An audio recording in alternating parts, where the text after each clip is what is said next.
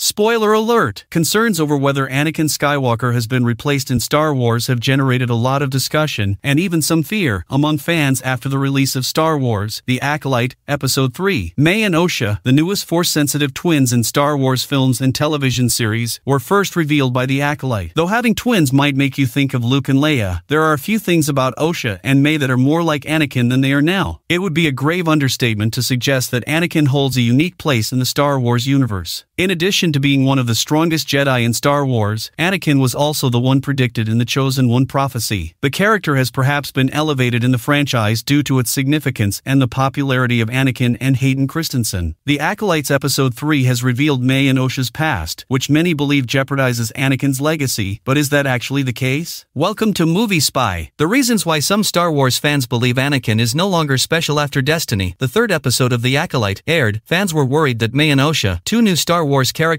might take the place of Anakin Skywalker or, at the very least, appropriate his storyline given their own backgrounds. The mothers of the twins, Mothers Kirill and Anasia, talk about how the twins were created in this episode. During the talk, they disclosed that Mother Kirill carried the twins while Mother Anasia made them. Mother Anasia most likely used the Force, or, as their coven, the Witches of Brendok, refer to it, the thread, to create the twins, even if the episode didn't explicitly state that this occurred with the Force. If so, aside from Anakin Skywalker, the twins are the only known members of the Star Wars universe to be born of the Force. This is where many people get worried because they think it means Anakin Skywalker is no longer special in Star Wars. According to George Lucas, Anakin's birth does not make him special. The misconception of Anakin Skywalker as a character and the baseless concern that Osha and Mae are going to take his place or lessen his role in the franchise. Yes, Anakin's conception was a noteworthy event in Star Wars, but it wasn't the main reason for his significance or the aspect of his character that mattered most. As a matter of fact, George Lucas has already acknowledged openly how little Anakin's birth had to do with his overall plot and fate. In regards to the enigma surrounding Anakin's Force conception, George Lucas has disclosed that the significance lies in the prophecy and Anakin's realization of it, rather than the details of his birth. Lucas clarified in a 2005 Rolling Stone interview. George Lucas essentially had the last say on the matter with this interview. While the fact that Anakin was fatherless at birth is an intriguing facet of his persona, it is merely intended to provoke viewers' own reflections. What counts about Anakin instead is what he manages to achieve in the end. Because he loves his son, Anakin ultimately triumphs over everything that has happened to him and all the evil that he has done thus far. By doing this, he eliminates the Sith and restores the Force's equilibrium. Not at all has The Acolyte introduced new Chosen Ones. The Acolyte Season 1 Episode 3 features Mother Anasia, Jodie Turner-Smith, crouching down in front of Little Mae, Leah Brady, and Little Osha, Lauren Brady, and conversing with them. Image courtesy of Disney, plus it's unclear as of right now if Mae and Osha were created via the Force. Currently, it appears more plausible that Mother Anasia formed the twins with the application of a Force power. This is in contrast to George Lucas' theory that Anakin Skywalker was created by the Force on its own. The truth is that not enough is known about how the twins' tale affects Anakin's until the Acolyte reveals the precise method by which they were created. But the Acolyte is by no means producing new Chosen Ones. Beyond the idea of the Chosen One, there's really little possibility in the saga that another character will emerge and take Anakin's place. To be precise, Lucas stated in that same interview, "I made a series of movies that were about one thing: Darth Vader. The core of Star Wars is Anakin Skywalker/Darth Vader, and subsequent characters won't have the same lasting impact as the Skywalker saga. Star Wars should inspire enthusiasm rather than anxiety that Anakin Skywalker is being replaced as the series develops new plots and characters,